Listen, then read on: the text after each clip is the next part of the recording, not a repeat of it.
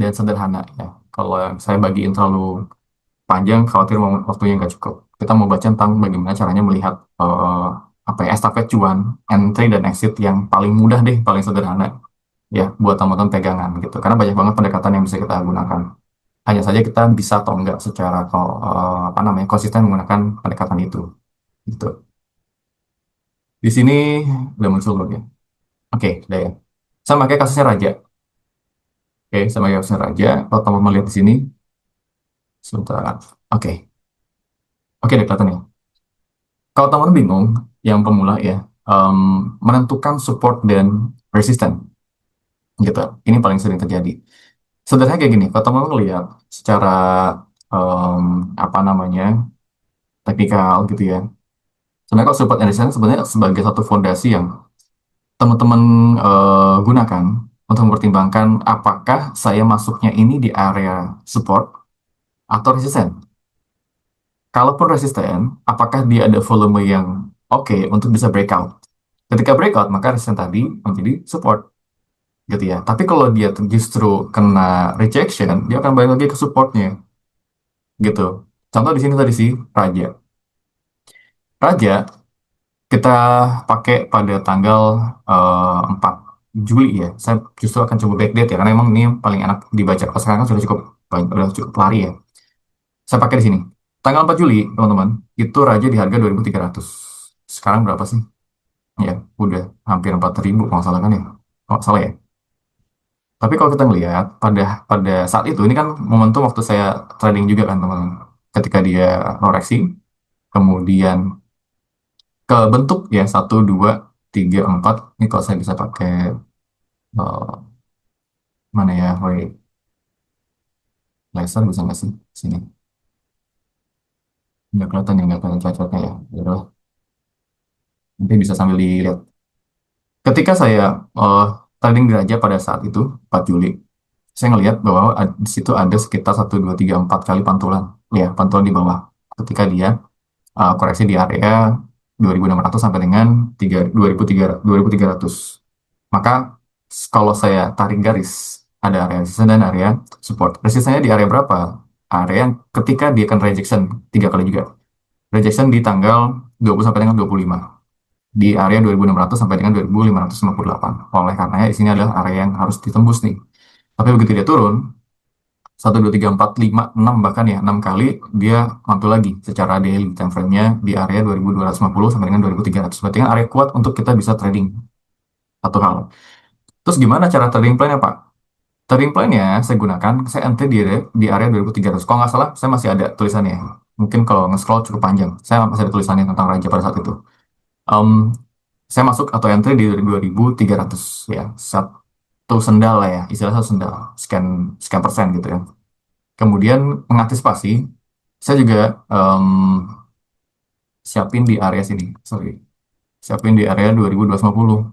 Kenapa? Karena itu area ketika dia kena apa namanya koreksi tadi ya, udah kali 2 kali 3 kali 4 kali mantul di area situ. Kalaupun trading plan ya, kalaupun ketika saya sudah entry di area situ, kemudian ternyata dia koreksi, kalau tujuan saya jangka pendek ya, kalau cuma ngasih momentum pendek aja, ngarepin upside-nya kan sekitar 12% ya. Kalau teman lihat tuh kalau dari support dengan sampai dengan resistance upside 12%. Kalau teman bisa dapat dari supportnya, ya bisa exit dengan 12% tadi gitu.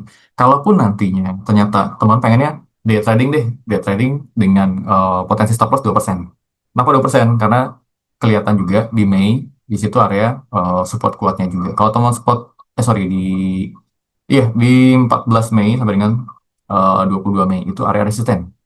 Ya, area resistennya kalaupun nanti di situ teman-teman ternyata jebol ke bawah, dia ada potensi pelemahan sampai dengan 2.100 area psikologis ya harga psikologis 2.100. Setidaknya kalau teman udah keluar dari tadi minus 2% kemudian masuk lagi di sini area yang baru support yang baru ya support di 2.100 ini support psikologis dari harga raja pada saat itu ya ini sebenarnya trading plan sederhananya. Oke saya masuk di 2.300 gitu ya dan pernah kejebak juga di 2.200 something gitu ya artinya harga average saya di 2.280-an kalau nggak salah. Kemudian Setelah beberapa hari kemudian, volume masih akumulasi kecil ya, terlihat di sini. Nah, di hari kedua ya, hari kedua tanggal 6, kalau nggak salah tanggal 6, akhirnya di rally. Mantul, kena rejection di 2600. Terus saya keluar nggak? Saya belum keluar. Ya, pada saat itu saya belum keluar, saya pakai trailing stop. Akhirnya trailing stopnya itu kena di area 2500-an, 2560 kalau nggak salah. Udah selesai. Trading saya untuk 2 hari terbayar di sekitar 10, sekian persen ya.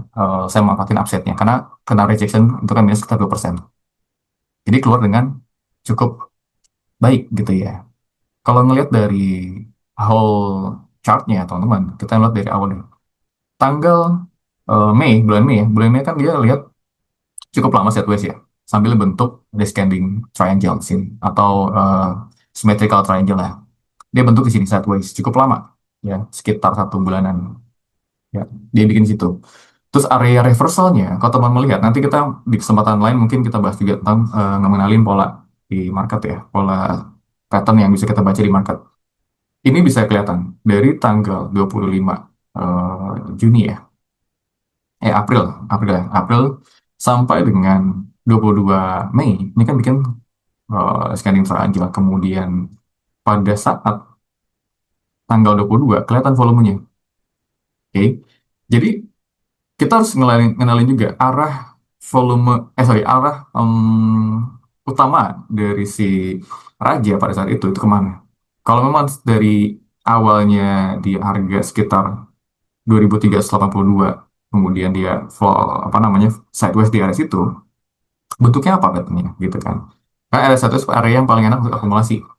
Karena apa? Karena bolak-balik dia di area support yang udah tajam di situ. Udah kita tinggal setup aja sekian persen akumulasi di support gitu. Kenapa? Karena setiap nanti ada apa namanya, ujung dari pattern itu akan, saya pakai bahasa sederhana ya teman-teman ya, biar teman nggak, yang pemula nggak terlalu bingung. Kalau misalnya di ujungnya pattern itu biasanya akan ada Y-nya. Dia mau naik kah, reversal, up, atau justru ya makin dalam lagi gitu. Ternyata kelihatan dari volume dari tanggal 21 sampai dengan tanggal 22, volume sangat valid, signifikan.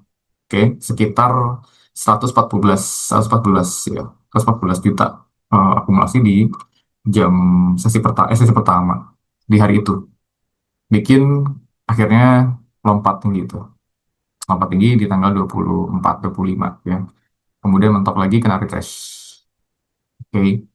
Dan pada saat volumenya sudah mulai valid ya, breakout kan di sini ya teman-teman, dari support dan resistennya kelihatan breakout valid.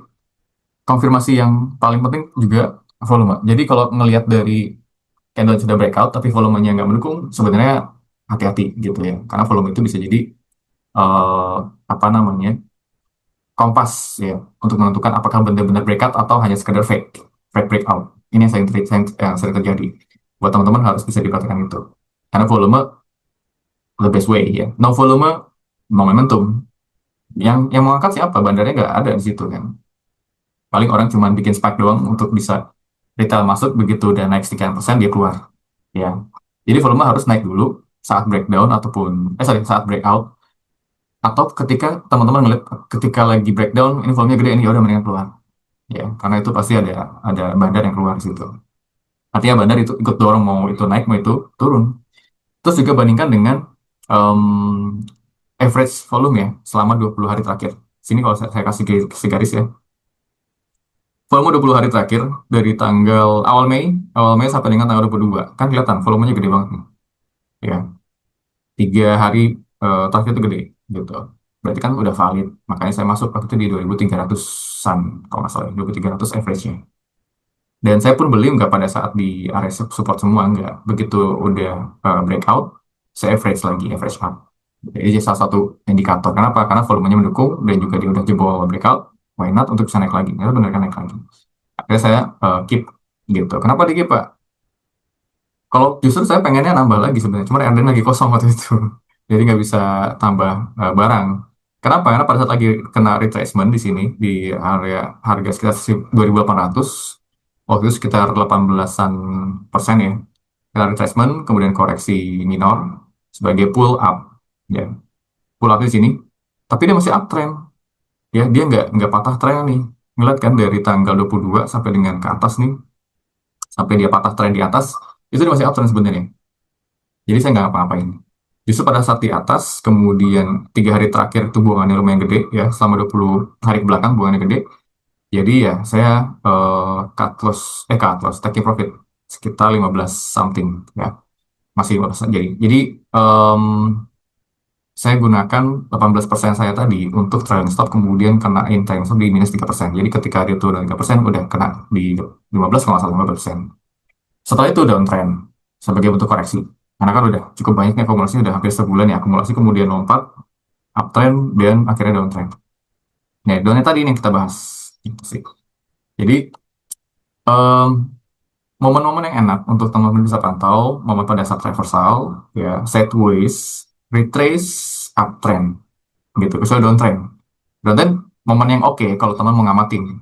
Biasanya setelah downtrend itu akan sideways ya teman-teman, yang nggak langsung dia akan lari gitu. Minimal 3 hari, 4 hari lah dia akan sideways dulu. Kalau memang ada ke atas yang oke. Tapi kalau misalkan dari downtrend tiba-tiba langsung naik ke atas, jarang sih. Ada tapi jarang. Ya secara siklus, kalau saya salah mau dikoreksi. Sideways kemudian reversal dia mulai uptrend lagi. Ketika uptrend untuk ngasih nafas dia bisa retracement. Begitu retracement dan dia masih dalam apa trendline uptrendnya, itu momentum untuk teman-teman bisa memanfaatin upside. Kalau dia punya historical candle yang ada sebelumnya, bisa dibaca juga nih kira-kira mentoknya di berapa ya. Atau pakai Fibonacci, ya Fibonacci bisa dipakai juga. Kalau nanti sempat kita coba lihat deh Fibonacci-nya. Artinya begitu di atas ya udah, ketika patah tren dengan keluar. Toh nggak keluar dalam loss kan, tapi keluar dalam profit gitu. Dan lihat juga upside-nya berapa persen untuk bisa teman-teman dapetin momentumnya. Kayak ini untuk di saham Raja pada saat itu ya. Per hari kemarin ya, Oktober tanggal 4 ini apa namanya? Chartnya ada CC, MG, BK, YU, AK, ZP, CP, YP, AI, IF ya. Ini jajaran jajaran kemarin ya pada saat closing di hari Jumat tanggal 3. Ini untuk yang eh for ini ya, ada BK, YU, AK, ZP. Valid kan kalau kita melihat kan. Terus yang cut loss siapa? Ada CD, IS, XL, PDSA, XC. Ini data semua pada keluar nih. Data pada keluar, Koreanya masuk, ya udah. Ya enjoy aja, enjoy the market. Kalau memang lagi kayak gini apa kondisinya. Kelihatan kan dari net foreign buy-nya itu sekitar 170 miliar.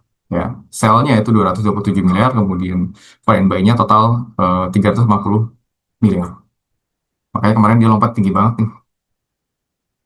Terus pertanyaannya kapan saya harus keluar Pak di momentum seperti ini? Kan gitu ya. Ini sebentar, ini udah keganti belum sih? Teman-teman di situ udah ya. Masih loading ya di chart nih. Kalau masih loading bisa diinfokan ya. Ini sementara dia udah pindah ke sini sih. Oke. Wait.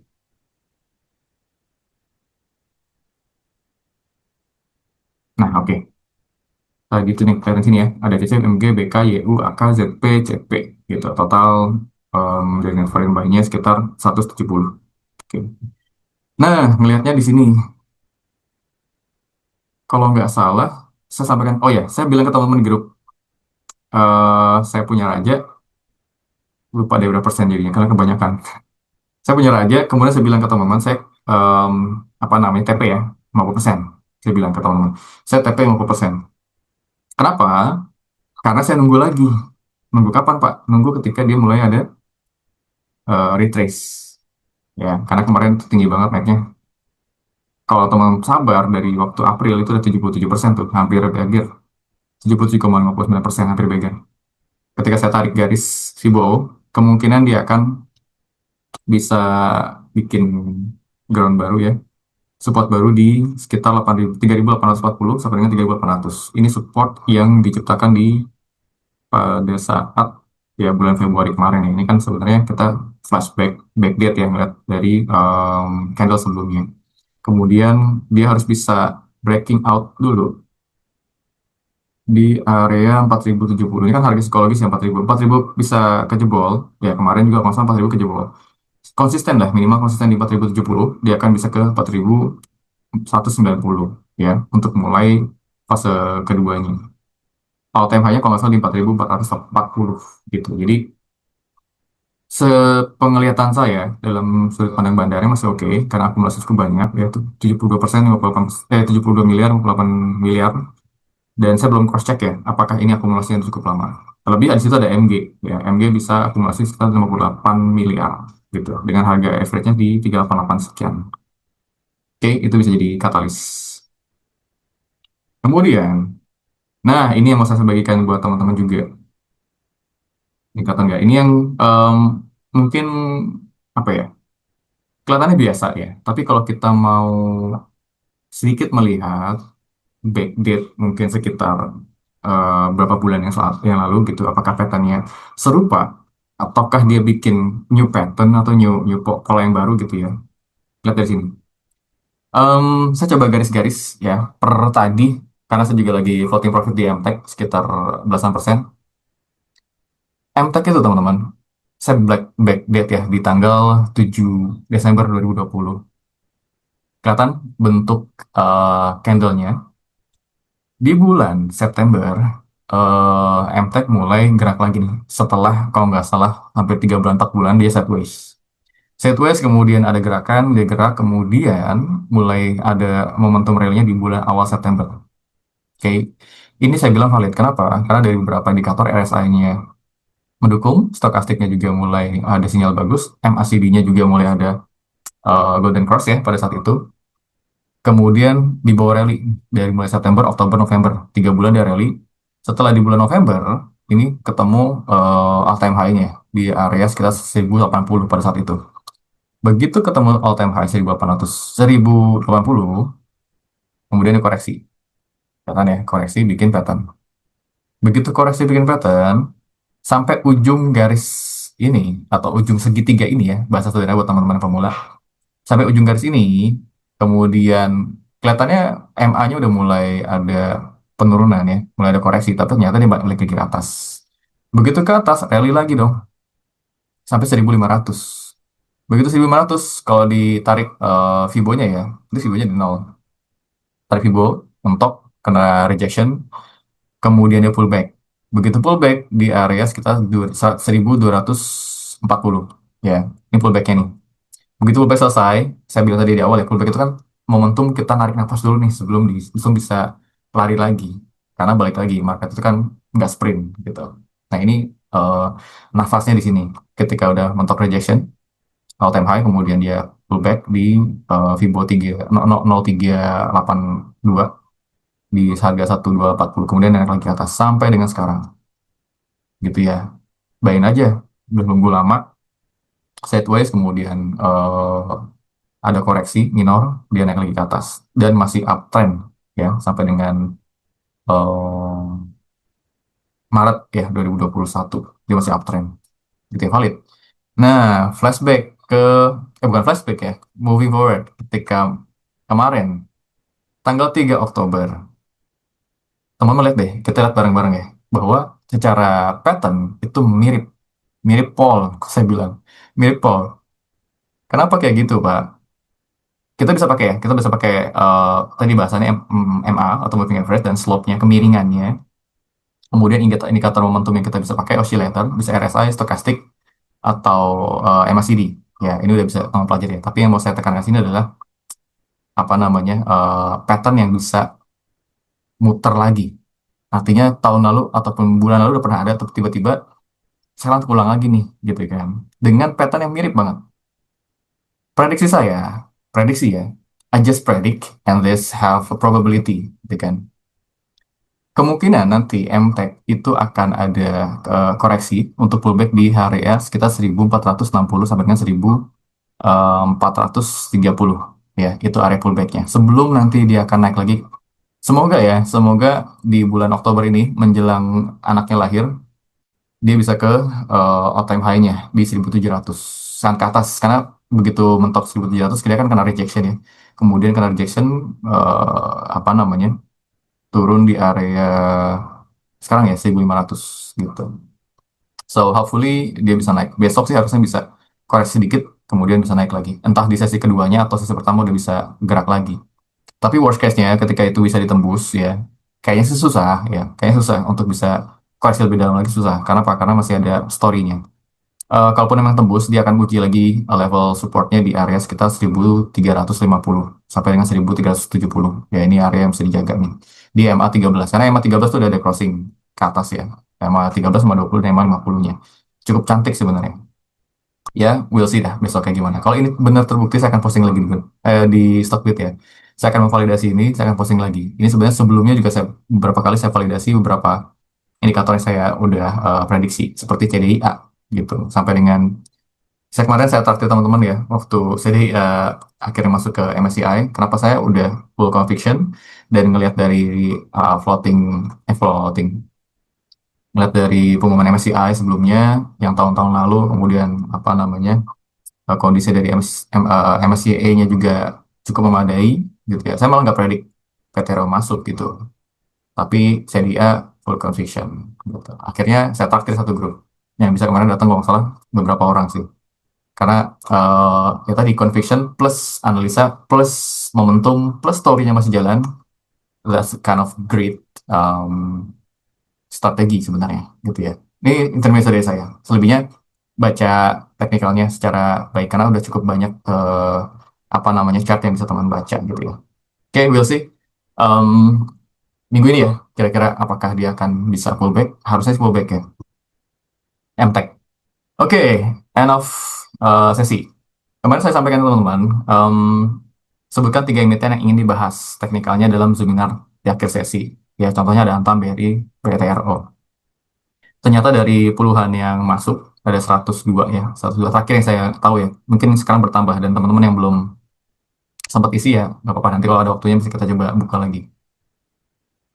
Tinggal satu hal lagi yang terakhir, yang saya harap teman-teman bisa dapat tipsnya ya, untuk pemula. Kalau yang udah berpengalaman, silakan mengedukasi lainnya. Kalau kalau masih ada kerjaan, ya udah fokus aja. Tapi kalau nggak ada kerjaan ya sedikit atau banyaknya bisa edukasi lah, bisa berbagi. Tepatkan posisi kita pada saat kita jadi mereka aja. Susah dapat materi atau susah dapat sharing-sharing dari para yang udah pro gitu. So, terakhir, tips yang bisa sampaikan pertama gini, teman-teman, kalau mau aman, entry di saham yang lagi rame gitu ya, saham-saham yang masih ada story-nya ya, bukan story-nya udah berakhir. Dalam artian gini, kalau mulai apa namanya rame, mulai banyak postingan di stream, mulai banyak pom-pom, mulai banyak berita bertebaran bilang ABCD padahal udah momentumnya udah habis gitu kan ya. Baiknya pertimbangan untuk taking profit gitu ya. Ini saya pribadi, tapi bisa bisa jadi saya salah. Tapi itu bisa jadi pertimbangan aja gitu. Terus kalau nggak saham yang breakout high-nya. Ini kan tadi yang kita bahas nih saham-saham yang breakout high ya. Di dari momentum sebelumnya dia downtrend, kemudian fase konsol, dari konsol mulai bisa break gitu kan. Atau masuk ke saham-saham Konglo yang lagi manggung sekarang, atau yang lagi mau ada katalis, bukan lagi selesai katalisnya gitu ya, lagi mau ada katalis bisa dipantau di situ. Karena buat pemula ya enaknya di saham-saham Konglo gitu. Terlebih kalau teman-teman mau masukin cukup banyak, pastikan juga liquid, cukup untuk keluar masuk, bukan saham gorengan. Karena kalau gorengan, katakanlah masukin 100 juta, ya yang ada dimakan sama bandarnya gitu. Apalagi kalau kita dalam tanda kutip ya merusak harga. Baiknya sesuaikan dengan apa namanya eh percentage yang kita bisa masukin di market gitu ya, di emiten yang kita incar gitu. Cek juga liquidity-nya. Berapa sih sebenarnya momentum pergerakan daily-nya? Apakah volumenya cukup untuk kita masukin sekian persen? Jadi nggak tiba-tiba langsung HK aja. Ternyata rata-rata volumenya cuma 5 juta misalkan. Ya nggak bisa kalau kita masukin 25 juta gitu. Ketahuan banget nanti harganya kan ada spike di situ. Kalau itu saham gorengan. Kalau mau ya udah. Eh, saya bilang ke teman-teman di members biasanya sih. Saya masuk sendal, kemudian kalau kontaknya profit ya cuma seharga cilok doang gitu sih. Untuk trading bisa entry ketika bid offer ya. Teman gini, bid offer kan salah satu bentuk yang paling sederhana ya. Kalau kita mau lihat dengan mata telanjang gitu loh. Bukan yang kita analisa. Karena analisa bid offer itu ada PR sendiri. Ya, bid offer itu bisa dianalisa. Bid offer itu ada triknya, ada tracknya, ada potensinya, dan banyak hal lah sebenarnya ya dalam bid offer.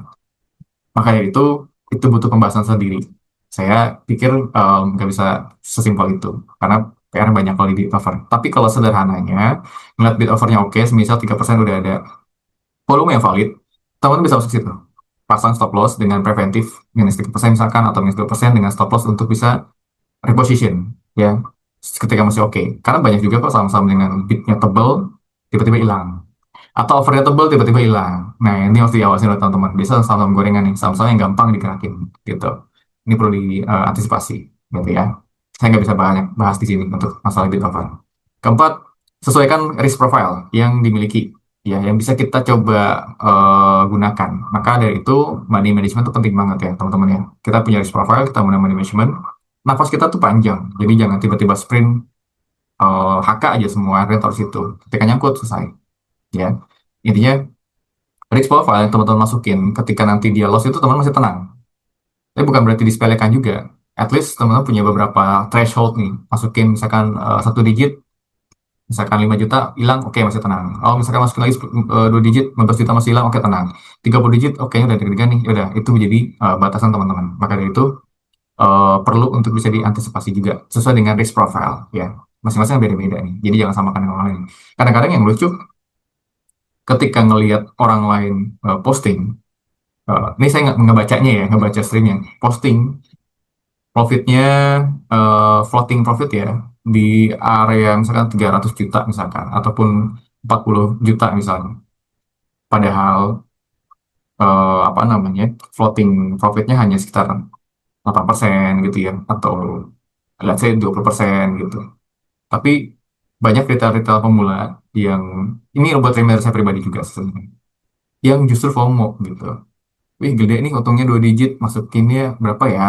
Jadi dia coba merefleksikan semua RDN dia dengan yang ada di pandangan dia gitu. Padahal kalau kita ngelihat kan sebenarnya bukan masalah realized profitnya, tapi percentage-nya.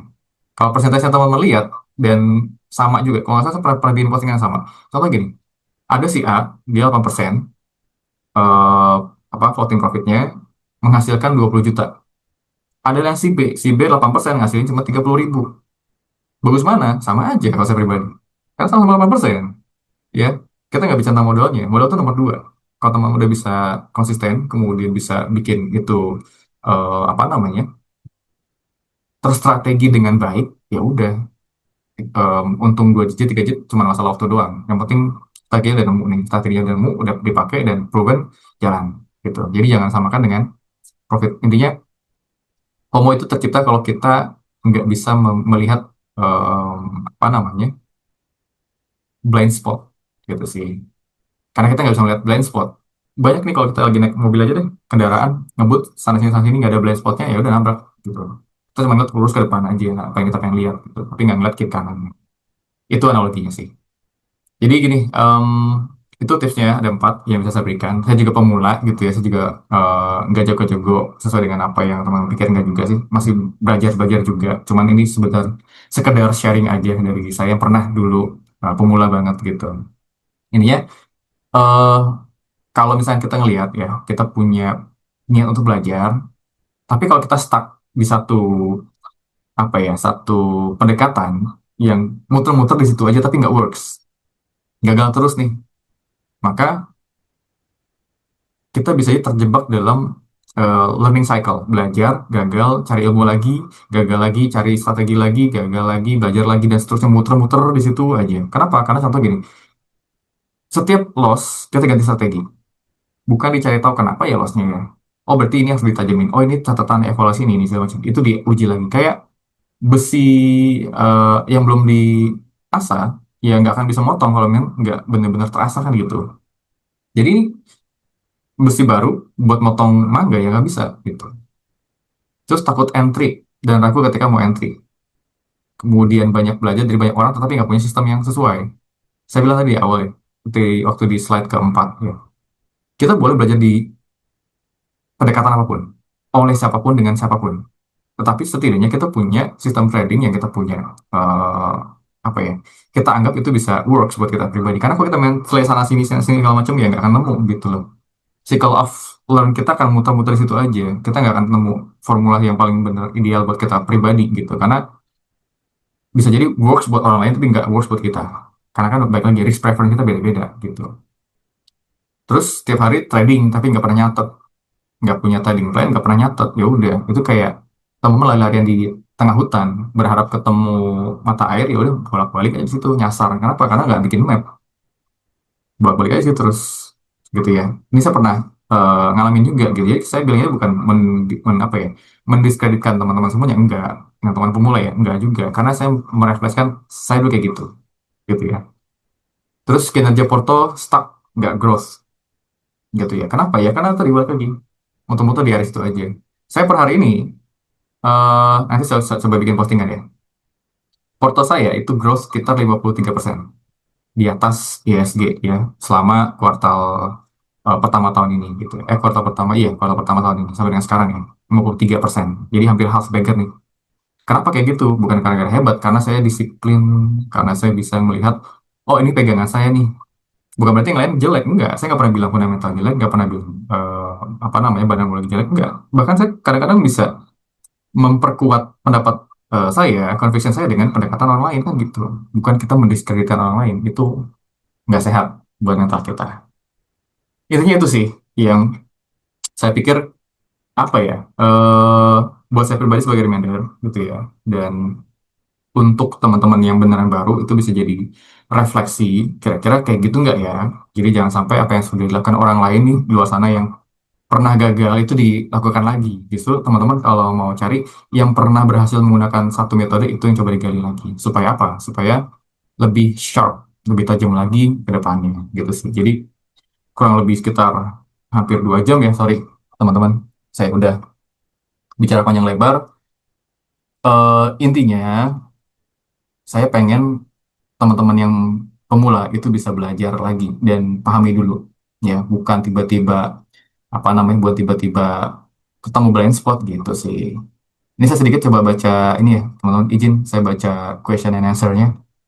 eh ada yang nanya, malam Kak boleh tanya gimana kita tahu ini saham beggar atau tidak? Apakah ada kriterianya? Semisal sudah tahu beggar, gimana kalau dia sampai batas beggarnya? Gimana ya Pak? Kalau saya tahu sahamnya beggar, saya nggak akan lama-lama untuk beli apa namanya beli mobil deh. Seminggu bisa 3 kali beli mobil kali ya. Tapi kalau misalkan kita tahu beggar itu gara-gara apa cirinya, banyak hal. Yang paling ketara ya, kan saya nggak bilang A, B, C, D gitu ya. Tapi yang paling ketara kalau memang dia lagi ada story. Misalnya mau MSCI atau dia backdoor lah paling sering deh. Saham-saham yang market capnya kecil, tiba-tiba mau ada backdoor di listing gitu ya dari yang lain diakuisisi kayak atau di apalah, intinya banyak kata-kata penting yang teman-teman bisa gali. Searching aja nih, saham saya lagi di backdoor kan banyak nih yang sekarang lagi FCA kan, saya nggak mau sebut sahamnya apa takut teman-teman langsung ikut aja enggak. Oh, ini banyak dan teman-teman tahu ada di jajaran movers biasanya ya, yang cukup familiar buat kita juga banyak gitu, tapi itu pasti bagger. Kenapa? Ya karena ada kepentingan di situ dan masih ada yang goreng dan ya udah gitulah. Intinya masih cukup bisa gitu. Tapi kalau mau bahas detail saya nggak di sini. Bahkan di grup aja saya perlu hati-hati gitu karena takutnya nggak punya conviction, nggak punya pegangan kapan entry dan outnya masuk, di bawah turun udah keringetan. Gitu. Tadi katanya banyak ya, katanya banyak. Terus pertanyaan semisal sudah tahu bakal beggar, gimana tahu dia sampai batas beggarnya? Apa ya? Kalau story udah selesai, udah banyak tersedia di berita gitu ya. Kayak, saya nggak mau nyebut merek. Pokoknya ada satu satu saham yang bahkan influencer tanpa pasti tahu namanya itu juga udah selesai beggarnya.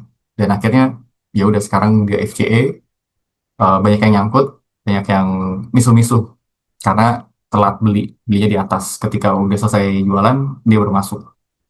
Banyak, ya saya nggak mau sebut merek. Itu ya, Bro Victor. Terus Mirza, selamat malam Kak, terima kasih atas penjelasan webinarnya. Ini izin bertanya, saya sudah sekitar 1 tahun masuk di pasar modal. So far ternyata menemukan trading style yang cocok di salah. Bisa itu scalping das BSCP. Oke. Karena dulu awal mencoba swing invest panjang malah rungkat jalur nyangkut di big banks. Ya, big bang sampai dengan akhir tahun masih belum ada kata oke sih. Sampai sekarang, mohon insight-nya di zaman market sekarang makin volatil, fundamental sudah kurang berpengaruh. Banyak kebijakan luar negeri atau dalam negeri bikin ESG rungkat. Apakah sudah tepat saya memilih scalping, swing pendek, atau mingguan aja? Yang bisa jawab teman-teman sendiri, ya. Yang bisa jawab Bro Mirza sendiri kalau untuk itu. Karena tingkat kenyamanan orang beda-beda, tingkat preferensi orang beda-beda. Saya nggak bisa menjudge mana yang paling ideal. Tetapi kalau saya pribadi, saya paling jarang, sangat jarang itu BSJP atau scalping. Bukan nggak bisa, tapi karena itu bukan style saya. Bayangin aja kalau misalnya teman-teman emang bukan stylenya tiba-tiba disukai gitu kan suka suka males-malesan kan. Meskipun bukan berarti saya rungkat ketika scalping atau BSJP, boleh tanya teman-teman member. Saya biasanya kalau emang lagi bosen nih, market lagi volatile. Justru biasa, kalau saya pribadi ya, ketika market lagi volatile, justru saya lebih senang untuk scalping di situ. BSJP di situ. Kenapa? Karena tier 2, tier 3 ya, lapis 2, lapis 3 ini paling enak, nih, paling paling renyah lah bahasanya. Tapi kalau tier 1 itu pasti lagi tidur aja. Makanya kadang-kadang saya iseng. BSJP paling 3%, 4%, 5%, atau ketika, sorry, scalping ya, scalping 3%, 5%. Begitu nanti dia, eh, apa namanya, balik arah, minus 2% sudah lepas. Nggak liatin lagi tuh saham. Bodo amat gitu. Ya udah karena target saya ketika udah minus 2% kena misalkan besok harinya, ya udah selesai. The game is over for me. Ya, nggak usah dilanjutin lagi. Cari lagi yang lain. Gitu. Karena BSJP dan scalping. Tapi kalau misalkan swing, saya bisa tahan minus atau bahkan saya average down ketika masih ada story, kapasitasnya masih oke, teknikalnya masih belum patah tren nih secara daily-nya, ya why not gitu. Sama kayak si Raja, Raja saya pengen lama sebetulnya. Gitu ya, pemirsa. Jadi saya nggak bisa milih, nggak bisa membantu memilih apakah scalping atau swing pendek mingguan. Kalau ngeliat dari bursa kita itu udah all time high, kemudian udah mulai lesu. Justru saya pengennya ada koreksi, ya, biar sehat. Karena kita menjelang window dressing dan menjelang akhir tahun, teman-teman cek lagi deh, cek di Stockbit historicalnya, bulan November, sorry Oktober, mostly 73% kita bullish. November, Desember silakan cek sendiri gitu ya itu untuk bisa jadi um, risk profiling kira-kira pengennya gayanya apa nih untuk bulan-bulan ini gitu ya jadi itu yang bisa tentukan adalah masing-masing pribadi. Thank you Bro Mirza. Tadi Bro Victor nanya lagi parameternya apa saja di setting kok ada bulat-bulat warna biru moon cycle kah. Kalau teman-teman lihat di TradingView itu 90% saya bikin sendiri ya. Parameternya indikator saya bikin sendiri pakai apa pakai coding gitu pakai script saya bikin sendiri jadi mungkin teman-teman follower saya yang udah tahu saya selama saya sekitar 4 bulan 3 bulanan di London pada saat itu tuh ya udah ngutip di situ aja masih belajar saya nggak follower saya masih sekitar berapa ya 120-an follower saya masih 120-an di bulan Desember akhir saya study di sana di London kemudian pulang ke sini ya itu deh intinya saya bikin screening bikin indikator dan segala macamnya itu saya bikin sendiri gitu ya. Dan ini saya bagikan ke member premium di Arfox dan saya ajari juga. Jadi saya nggak takut itu mau dipakai buat dia jualan atau apa, serah itu integritas masing-masing sih. Ini ada cara bacanya, ya. Itu buat Victor ya. Tapi kalau saya bagi-bagi sekarang kayaknya waktu nggak cukup. Pakai yang lain nggak masalah, pakai RSI, MACD ya, pakai stokastik itu nggak masalah. Atau pakai Fibonacci juga nggak masalah. Itu udah bisa dipakai tuh, gitu. Terus ada lagi em, Anonymous Attendee. Malah Mas mau nanya kalau misalkan ilmu masih nol dan awam itu mulainya dari mana? Belajar dari mana dulu? Tadi ya saya bilang, pahami support assistant. Udah itu aja dulu. Sampai benar-benar ngotot baru bisa jalan kemana-mana. Ini paham resisten dan paham support. Kalau saya pikir sih itu dulu. Karena ilmu masih nol tadi. Masnya bilang masih nol ya. Ilmu masih nol dan awam. Mulai dari mana? Mulai dari pahami support resisten. Udah itu aja dulu. Jangan banyak-banyak biar teman-teman bisa fokus. Gitu ya, bro. Terus ada lagi DPU. Seberapa penting net buy dari broker asing? Kalau broker domestik yang sering berpengaruh, kodenya apa aja? Terima kasih. Saya nggak bisa shout out dari domestik ya, tapi kalau yang dari broker asing itu pasti penting. Kenapa? Karena mereka tuh biasanya ketika akumulasi itu jangka panjang ya, let's say untuk beberapa bulan ke depan, atau memang mereka lagi fase distribusi juga bisa jadi gitu ya.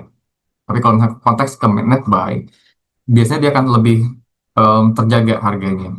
Sederhananya kalau teman ngelihat apa ya, ngelihat orang yang lagi jualan dibeli sama orang, diborong sama orang banyak buat dimilikin sendiri, nanti dijual pada saat momentumnya, itu lebih efektif ketimbang retail yang belanja satu-satu gitu. Barangnya akan lebih lebih enak, gampang kering kalau misalkan dibawa sama broker asing ketimbang broker retail. Karena retail itu cepat belinya sekarang bisa jadi jual besok. Tapi kalau kalau bandar itu bisa akan mengakumulasikan dulu. Ketika sudah peaknya dia akan jual distribusi ke retail lagi, balik lagi. Jadi yang akum misalkan AK, BK, JP ya, ketika mereka akumulasi berapa lama gitu ya, nanti di akhir dia bisa distribusi. Retail siapa? Retail ya kita juga bisa di XL, XC ya, dan macam-macam lah gitu. Dia penting karena yang bisa nge-break resist dengan volume besar broker asing. Setahu saya kayak gitu. Correct me if I'm wrong. Tadi Victor lagi ya, batas tarik Fibo sampai mana? Semisal wifi rumah sampai 5.000, nah itu kita bisa tahu sampai mana. Maksudnya gimana ya? Oh, narik garisnya ya. Gampangnya gini sederhana ya. Cari di candle paling bawah, ketemu paling atas. Nah gitu aja. Terus mau nyari secara apa namanya? Definisi poinnya berapa persen, poinnya berapa aja dipakainya searching Google gitu ya. Nah itu kayak gitu. Gampang kok kalau mau ngebahas Fibo ini, kalau kita bahas lagi ke trading view kayaknya agak lama, takutnya hilang lagi sinyalnya. Gitu ya Bro Victor. Satu lagi ya, lagi teman-teman. Ada dari Eva Rahayu. Selamat malam Pak, saya mau tanya bagaimana cara average up? Tadi sudah dijelaskan bahwa cara average up adalah ketika harga tembus resisten. Namun saya praktikkan ada yang berhasil dan tidak. Saya pernah gagal di emiten WiFi ketika saya average up dan tembus resisten. Besoknya malah koreksi dalam. Mohon penjelasannya bagaimana cara tepat untuk average up. Jadi gini, teman-teman kalau average up gampangnya ya, karena banyak cara gampangnya. Pertama, dia punya power untuk bisa nge-break resistennya. Volumenya oke, cek di akhir penutupan itu siapa yang akumulasi gitu loh. Kalau yang akumulasi bandarnya tadi bandar asing, kemudian juga dia ada story baru dan potensi kenaikannya masih, sorry, potensi kenaikan upsetnya masih ada, makanya teman harus bisa ngelihat juga beberapa eh, apa tick di atasnya gitu ya. Resisten di atas itu setelah ini ketembus mana lagi resistennya. Ketika masih ada upsetnya masih oke dan dia dalam tren yang sudah downtrend kemudian sideways, powernya masih powernya udah diakumulasi, tinggal boomnya aja ya udah bisa potensi untuk average up. Saya pun average up di Wifi kan. Wifi saya average up. Kemudian bahkan saya nggak average up sama sekali ketika ada di Inet. Cek lagi di postingan saya terakhir. Bahkan sebelum Inet rame, saya udah ngasih tahu bahwa ada something di Inet gitu ya. Jadi saya masuk sekaligus berapa juta gitu kan ya. Saya masuk situ. Kemudian ya ketika dia mulai boom 2 mingguan selesai keluar. Nggak ada average-averagean kalau untuk di Inet ya. Tapi kalau teman masih yakin sama yang masih bagus, ada katalis, story-nya masih panjang, ya nggak ada salahnya. Ketika dia nanti ada pullback, nah itu momentum bisa average up gitu ya. Atau dia bisa nembus resisten dengan volume yang cukup efektif. Artinya ada bandar yang masih ada ngangkat di situ. Terlebih kalau misalnya dia lagi dalam satu panjang, kemudian dia bounce up, nembus resisten, ada apa namanya pullback. Dan setelah pullback kayak tadi di MTech ya, MTech kan masih punya story tuh. Um, MTech Dewa, BRMS, Bumi. Saya sebenarnya nggak boleh nyebut sebut merek, sorry, keceplosan. Intinya dari empat tadi ini bukan bukan bermaksud untuk ajakan jual atau beli ya. Maksudnya beberapa itu masih ada katalis nih, masih ada story-nya kan. Kalau misalkan si dia mulai naik lagi ya, teman bisa punya potensi untuk ngebaca momentum kapan ya yang paling enteng untuk average gitu ya. Tapi kalau misalkan setelah average down, average up, ternyata dia koreksi, potensi gini, skenario-nya, kalaupun teman average up, kalau dia nanti koreksi, itu nggak bikin teman-teman justru loss, gitu. Jadi katakan average up nih ketika teman-teman, apa namanya, saya punya screener sebenarnya. Saya belum bagiin ke teman-teman member juga sebenarnya. Cuman screenernya saya pakai buat momentum ketika saham-saham yang lagi happening sekarang tuh naik dan dia bisa eh even all time high gitu ya, itu bisa jadi acuan gitu. Jadi nggak semata-mata baru naik 3% kita average up. Begitu dia kita average up kayak tadi katanya Eva Rahai, terus langsung minus 5%. Jadi ada caranya untuk average up, nggak tiba-tiba untuk masuk. As long as there is masih good, masih ada story-nya, masih bisa jalan, masih kuat, volume masih oke, di akun masih bandar, ya udah bisa dicicil untuk average up. Gitu ya, teman-teman, nggak kerasa udah cukup lama ini. Udah berkurang juga partisipannya. Besok kita udah mulai trading lagi. Saya full day besok karena saya full time trader. Selain ngajar di kampus ya, cuman di rumah aja. Intinya, thank you very much udah bisa ngobrol bareng-bareng dengan saya selama kurang lebih 2 jam ini. Sorry kalau overtime, karena seru banget untuk ngobrol sama teman-teman. Ini saya masih gunakan apa namanya Zoom webinar ya, biar kita bisa fokus. Tapi kalau nanti mungkin kita bisa buka. Gitu aja yang bisa saya sampaikan.